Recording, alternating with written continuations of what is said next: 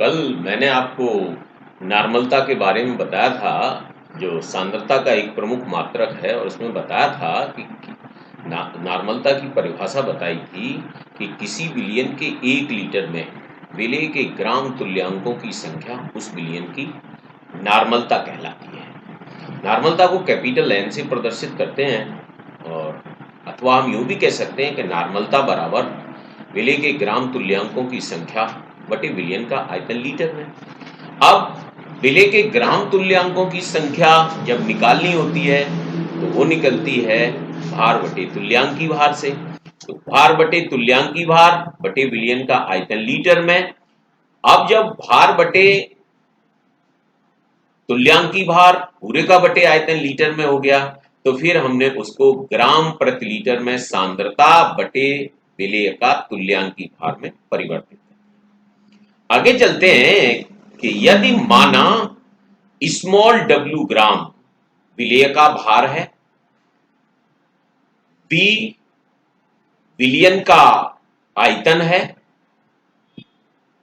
Cubic centimetre में, e विलेय का तुल्यांकी भार, और n अगर विलयन की नॉर्मलता हो, तो हम कह सकते हैं कि विलेय के ग्राम तुल्यांकों की संख्या बराबर विलेय का भार बटे तुल्यांकी भार। तो ये बराबर हो गया W बटे E। अब आए विलयन का आयतन लीटर में कन्वर्ट करना है, तो बराबर हो गया V बटे 1000। इन दोनों को उठा करके हमने नॉर्मलता समीकरण में रख दिया। नॉर्मलता समीकरण वही हमारा विलेय के ग्राम तुल्यांकों की संख्या बटे आयतन लीटर में। तो जब रखा तो n बराबर हो गया W बटे E और पूरे का बटे V बटे 1000। तो 1000 जब हमारा ऊपर पहुंच गया तो ये बराबर हो गया W इंटू 1000 बटे V इंटू E। अब हमने W निकालना था, तो हमने लिख दिया W बराबर NeV बटे 1000। अब मुख्य बात है कि किसी भी विलयन की नॉर्मलता ताप के ऊपर निर्भर करती है। ताप में परिवर्तन के साथ साथ उसकी नॉर्मलता भी परिवर्तित हो जाती है। अगला मात्रक था मोलरता। मोलरता की परिभाषा कहती है कि किसी निश्चित ताप पर 1 लीटर विलयन में उपस्थित विलेय पदार्थों के मोलों की संख्या को उस ताप पर उस विलयन की मोलरता कहते हैं। मोलरता को कैपिटल M से व्यक्त करते हैं, अर्थात हम यूं भी कह सकते हैं कि मोलरता बराबर हो गया विलेय के मोलों की संख्या बटे विलयन का आयतन लीटर में। अब मोलों की संख्या हमारी कैसे निकलती है? मोलों की संख्या हमारी निकलती है वही भार बटे अणुभार से। तो हमने मोलों की संख्या निकाल दी कि मोलरता बराबर हो गया विलेय का भार ग्राम में बटे विलेय का अणुभार पूरे का बटे विलयन का आयतन लीटर में। अब भार बटे आयतन लीटर में फिर वही हो गया ग्राम प्रति लीटर में सांद्रता बटे विलेय का अणुभार। अब यहां से हम यूं भी कह सकते हैं कि मोलरता विलयन के सांद्रण का जो मात्रक है वो हमारा मोल प्रति लीटर हो गया। क्या हो गया? मोल प्रति लीटर।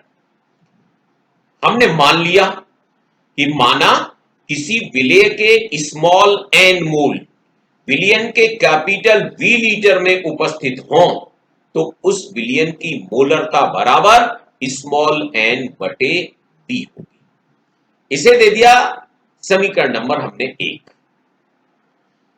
माना कि यदि स्मॉल w ग्राम विलेय का द्रव्यमान हो, V विलयन का आयतन क्यूबिक सेंटीमीटर में हो, m डैश विलेय का अणुभार ग्राम प्रति मोल में हो, और m विलयन की मोलरता मोल प्रति लीटर में हो, तो हम जानते हैं कि n बराबर हो गया W बटे M डैश और V बराबर हो गया हमारा V बटे 1000।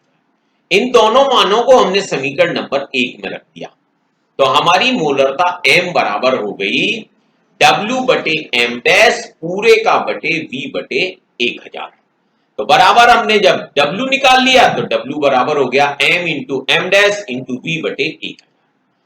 अब मुख्य बात ये रही कि किसी विलयन की मोलरता ताप में परिवर्तन के साथ साथ परिवर्तित हो जाती है। अब जब हमें दोनों मात्रक प्राप्त हो गए, हमें मोलरता भी प्राप्त हो गया और नॉर्मलता भी प्राप्त हो गया। अब आता है मोलरता और नॉर्मलता के बीच क्या रिलेशन है, क्या संबंध है। तो मोलरता और नॉर्मलता के बीच संबंध है कि नॉर्मलता बराबर होती है स्मॉल एन इंटू मोलरता। स्मॉल एन क्या है? स्मॉल एन है मोलों की संख्या। मोल फिर आता है मोलरता और नॉर्मलता में क्या रिलेशन है। नॉर्मलता बराबर हमारी होती है एन इंटू मोलरता। एन बराबर अणुभार बटे तुल्यांकी भार।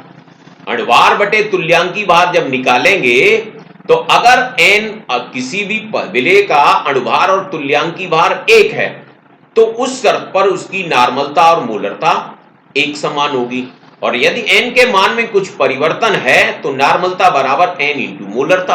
अथवा हम यूं भी कह सकते हैं कि नॉर्मलता बराबर हो गया एन के विलेय का अणुभार इंटू मोलरता बटे विलेय का तुल्यांकी भार। इसके बाद अगला मात्रक हमारा आता है मोललता। तो मोललता में मोललता की परिभाषा कहती है कि किसी विलायक के 1 किलोग्राम अथवा 1000 ग्राम में घुलित विलेय के मोलों की संख्या को उस विलयन की मोललता कहते हैं। मोललता को हम स्मॉल m से व्यक्त करते हैं, अर्थात हमारी मोललता बराबर हो गई विलेय के मोलों की संख्या और बटे विलायक का भार किलोग्राम में। अथवा हम यूं भी कह सकते हैं मोलों की संख्या स्मॉल n भार बटे अणुभार से आती है, तो स्मॉल m बराबर हम कह सकते हैं स्मॉल n बटे W। W जहां विलायक का भार है। हमने माना कि यदि स्मॉल w डैश विलेय का द्रव्यमान ग्राम में हो, m डैश विलेय का अणुभार ग्राम प्रति मोल में हो, W विलायक का द्रव्यमान ग्राम में हो और m विलयन की मोलरता मोल प्रति किलोग्राम में हो, तो हमारा n बराबर W डैश बटे m डैश हो गया और कैपिटल W बराबर स्मॉल w बटे 1000 हो गया। इन दोनों ही मानों को हमने समीकरण नंबर 1 में रख दिया।